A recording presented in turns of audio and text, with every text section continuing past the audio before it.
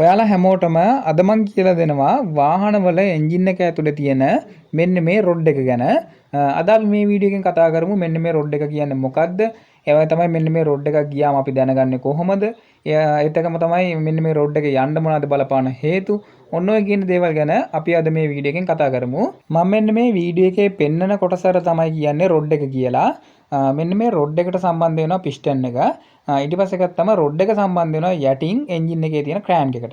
එතකොට මෙන්න මේ රොඩ් එකක් ගියාම අපි ඒක දැනගන්නේ කොහොමද කියලා මම පොඩ්ඩක් කියලා දෙන්නම්. ඒක දැනගන්න තියෙන එක ක්‍රමයක් තමයි ඔයාලගේ වාහනේ එන්ජින් එකෙන් අධික ලෙස සද්ද එන්න පටන් ගන්නවා. ඒ කියන්නේ සද්ද වෙනස් වෙනවා එන්ජින් එකේ. ඔයගොල්ලන්ට මම පොඩ්ඩක් දැන් වීඩියෝ එකක් ප්ලේ කරන්න. මෙන්න මේ වීඩියෝ එක ඔයගොල්ලෝ හොඳට අහගන්න. මෙන්න මේ මම ප්ලේ කරන වීඩියෝ එකේ එන්ජින් එකේ රොඩ් එක ගිහිල්ලා තියෙන්නේ.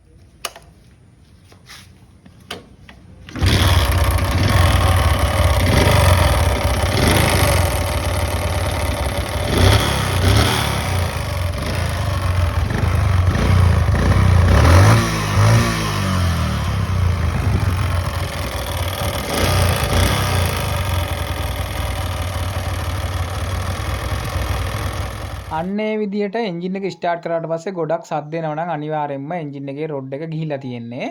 ඒකට තව හේතු තියෙනවා වෙන්නත් පුළුවන්. ප්‍රධාන වශයෙන්ම එන්ජින් එකේ රොඩ් එක ගියාම තමයි එන්නේ මේ විදිහට සද්ද එන්න පටන් ගන්නෙ. එතකොට දැන් කතා කරමු මෙන්න මේ රොඩ් එකක් ගියාම අපි ඒක දැනගන්න අනිත් ක්‍රමය මොකක්ද කියලා. ඒක දැනගන්න පුළුවන් ක්‍රමය තමයි මෙන්න මේ විදිහට එන්ජින් එක ගැලෙව්වට පස්සේ රොඩ් එකයි ක්‍රෑන්ක් එකයි අතර මෙන්න මේ විදිහට උඩ යට ප්ලේ එකක් තියෙනවා නම් අනිවාර්යයෙන්ම රොඩ් එක ගිහිල්ලා තියෙන්නේ. මෙතනදී කියන්න ඕනි මේ දෙපැත්තට ප්‍රී ප්ලේ එකක් අනිවාර්යෙන් තියෙන්න ඕනි. දෙපැත්තට නැතුව උඩ යට ප්ලේ එකක් තියෙනවා අනිවාර්යෙන්ම රොඩ් එක ඩැමේජ් වෙලා තියෙන්නේ. ඒ වගේම තමයි මෙන්න මේ රොඩ් එක ගියාද නැද්ද කියලා දැනගන්න තියෙන තවත් ක්‍රමයක් තමයි එන්ජින් එක ඇතුලේ තියෙන මෙන්න මේ ක්‍රෑන්ක් එක අපි ගලවලා අතට ගත්තාට පස්සේ මෙන්න මේ ක්‍රෑන්ක් එක මේ විදිහට රොඩ් එකෙන් අතෙන් අල්ලගෙන මෙන්න මේ රොඩ් එක උඩට අපි තට්ටුවක් දාන්න ඕනේ. මෙන්න මේ විදිහට තට්ටුවක් දානකොට ටක් ටක් ගාලා වගේ නිකන් සද්දයක් එනවා නම් අනිවාර්යයෙන්ම රොඩ් එක ගිහිල්ලා තියෙන්නේ. ඔයගොල්ලන්ට මම දැන් පොඩ්ඩක් වීඩියෝ එකක් පෙන්නන්නම්. එන්නේ වීඩියෝ එක ඔයගොල්ලෝ හොඳට බලන්න. මෙන්න මේ විදිහට රොඩ් එක උඩට අතෙන් තට්ටු කරනකොට සද්ද එනවා නම් අනිවාර්යයෙන්ම රොඩ් එක ගිහිල්ලා තියෙන්නේ. එන්නේ වගේ වෙලාවල් වලදී ඔයගොල්ලන්ට සිද්ධ වෙනවා අනිවාර්යයෙන්ම එන්ජින් එකේ මෙන්න මේ ක්‍රෑන්ක් එකේ තියෙන රොඩ් එක අලුතෙන්ම ගහන්න. දැන් මම ඔයගොල්ලන්ට කියලා දෙන්නම් මෙන්න මේ රොඩ් එකක් කියන්න බලපාන ප්‍රධානම හේතු මොනවද කියලා. එක ප්‍රධාන හේතුවක් තමයි කාලයත් එක්ක මෙන්න මේවා වැඩ කරලා ගෙවීමකට ලක් වුණාට පස්සේ මෙන්න මේ රොඩ් එකක් යන්න ඉඩ තියෙනවා. ඊට පස්සේ ගත්තම අනිත් ප්‍රධානම හේතුවක් තමයි මෙන්න මේ රොඩ් එකට යන ඔයිල් ලයින් එක එහෙම නැත්නම් ඔයිල් සප්ලයි එක හරියට ලැබුණේ නැත්නම් අනිවාර්යෙන් මෙන්න මේ රොඩ් එකට හානි සිද්ධ වෙනවා. එතනදී අපි බලන්න ඕනි එක දෙයක් තමයි වාහනේ තියෙන ඔයිල් පොම්පේ. අනිවාර්යෙන් ඔයිල් පොම්පේ හරියට වැඩ කරන්න ඕනි. ඒක තමයි ඔයිල් වැඩ කරන ඔයිල් වැඩ කරන ලයින් අනිවාර්යෙන් හරියටම පිරිසිදුව බ්ලොක් නැතුව තියෙන්න ඕනි. ඊට පස්සේ ගත්තාම වෙලාවට ඔයිල් එක මාරු කරන්න ඕනි.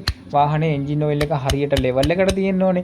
ඔන්න ඔය කියන දේවල් හරියටම තියෙන්න ඕනි. මේ දේවල් තිබුණ නැහැ කියන්නේ අනිවාර්යෙන් මෙන්න මේ රොඩ් එකට හානි සිද්ධ වෙන්න ඉඩ තියෙනවා. අද මම මෙන්න මේ කරපු වීඩියෝ එකෙමුත් ඔයගොල්ලෝ දෙයක් අනිවාර්යෙන්ම ඉගෙන ගන්න ඇති කියලා විශ්වාස කරනවා. ඒ වගේ තමයි අනිවාර්යෙන්ම මේ වීඩියෝ එක තවත් කෙනෙක්ට දැනගන්න තවත් කෙනෙක්ට ඉගෙන ගන්න අනිවාර්යෙන් මේ වීඩියෝ එක ෂෙයා කරන්න. ඒක තමයි වීඩියෝ එක ලයික් එකක් දාන්න. ඒක තමයි වීඩියෝ එකට කමෙන්ට් එකක් දාන්න.